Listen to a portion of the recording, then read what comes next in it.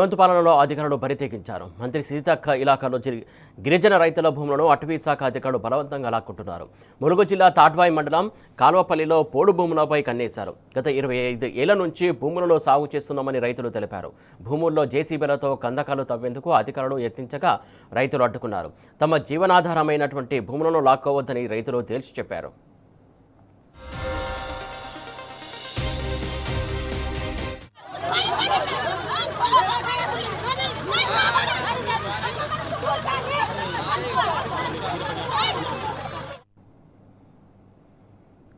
ఎటు అక్రమంగా గిరిజనాల భూములు లాక్కుంటున్నటువంటి ఘటన చోటు చేసుకుంది. దీనికి సంబంధించి తాజా అప్డేట్ ఇస్తాడు రవికాంత్. చెప్పండి. తాళ్లపల్లి మండలం తాడ్వాయి మండలం ఇదంతా కూడా ములుగు జిల్లాకు సంబంధించి ఏజెన్సీ ప్రాంతంగా ఉంటుంది. తాళ్లపల్లి ప్రాంతంలో పూర్తి స్థాయిలో ఇక్కడ ఉన్నటువంటి అటవీ శాఖ భూములకు సంబంధించి అనేక ఏళ్లుగా ఇక్కడ ఉన్నటువంటి గిరిజనులు, ఆదివాసీ బిడ్డలు వీళ్ళంతా ఈ భూములను పోటీ చేసుకుని సాగు చేసుకుంటున్నటువంటి పరిస్థితి మనం చూస్తా ఉన్నాము. ఉదయం నుంచి కూడా ఇదే పరిస్థితి కొనసాగుతుంది. అక్కడ కందకాలు తవ్వే విధంగా ఈ ఆదివాసులకు సంబంధించినటువంటి భూములను లాక్కునే విధంగా అటవీ శాఖ అధికారులు ప్రయత్నించినటువంటి సందర్భం మనం చూస్తా ఉన్నాము. మేము 30-40 సంవత్సరాల నుంచి ఇదే జీవనాధారంగా ఇదే పోడు భూములకు సంబంధించి ఇక్కడే పోడు భూములను వ్యవసాయంగా ఆధారంగా చేసుకొని బ్రతుకుతున్నామన్నటువంటి అంశాన్ని అయితే వెల్లడిస్తున్నటువంటి సందర్భం అయితే మనకు కనిపిస్తా ఉంది. పూర్తిగా మా హక్కులను కాలరాస్తున్నటువంటి అంశాన్ని అయితే అక్కడ ఉన్నటువంటి ఆదివాసీలు చెబుతున్నటువంటి పరిస్థితి. ఉదయం నుంచి జేసీబీలతో అక్కడ కందకాలు తవ్వుతున్నటువంటి పరిస్థితి మనం చూస్తా ఉన్నాము. రాజ్యాంగ పరిధిలో ఉన్నటువంటి ఆదివాసీ హక్కులను ఏదైతే 1/70 యాక్ట్ ఉందో ఆ యాక్ట్ ను ఆ యాక్ట్ ఏదైతే ఉందో ఆ యాక్ట్ ను కూడా పూర్తిగా కాలరాస్తున్నారని ఆదివాసులు ఆరోపిస్తున్నటువంటి పరిస్థితి.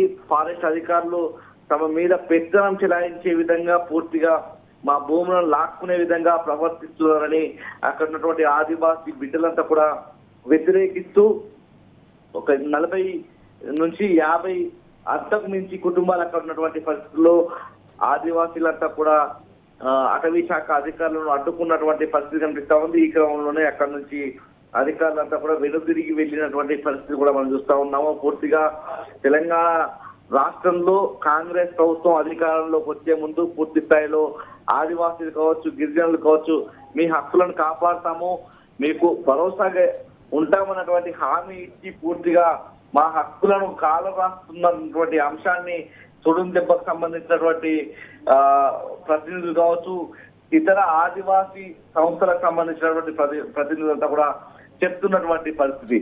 ఇవాళ తమ కంటితో తమ వేడితో తమ కన్నే పొడుచుకునే విధంగా అన్ని వర్గాలు కూడా తెలంగాణ రాష్ట్రంలో కనిపిస్తున్నటువంటి పరిస్థితి మనకు కనిపిస్తా ఉంది. ఆదివాసీ బిడ్డలు కూడా అదే వ్యక్తం చేస్తున్నటువంటి పరిస్థితి. తొడుం దెబ్బకు సంబంధించినటువంటి ప్రతినిధులు కూడా మా కన్నుతో మా వేలే పొడుచుకున్నామన్నటువంటి అంశాన్ని చెప్తున్నటువంటి తీరుగా మనకు కనిపిస్తా ఉంది. 2023 ఎన్నికల్లో పూర్తిగా కాంగ్రెస్ ప్రభుత్వానికి, కాంగ్రెస్ పార్టీకి కట్టబెట్టే విధంగా మేమంతా కూడా ఓట్లు వేశాము. పూర్తిగా అధికారంలోకి వచ్చిన తర్వాత మాకు అనుకూలంగా కావచ్చు, మా జీవన విధానం కావచ్చు, మా ఎదుగుదల కోసం తోడ్పడతారనుకుంటే పూర్తి స్థాయిలో మా హక్కులను కాలరాసే విధంగా ప్రవర్తిస్తున్నటువంటి అంశాన్ని అయితే తొలగితే కావచ్చు. ఆదివాసీకి సంబంధించినటువంటి అన్ని సంఘాలు కూడా వాళ్ళ తమ అభిప్రాయంగా వ్యక్తం చేస్తున్నటువంటి కూడా మనకు స్పష్టంగా కనిపిస్తోంది.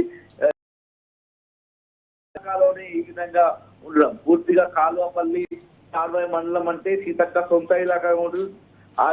ఆదివాసీ బిడ్డగా ఉన్నటువంటి సీతక్క ఇలాకాలోనే ఈ విధంగా కొనసాగుతుందంటే రాష్ట్రంలో ఎటువంటి పరిపాలన కొనసాగుతుందో మనం అర్థం చేసుకోవాల్సి ఉంటుంది. Suresh. Right, thank you Ravikanth.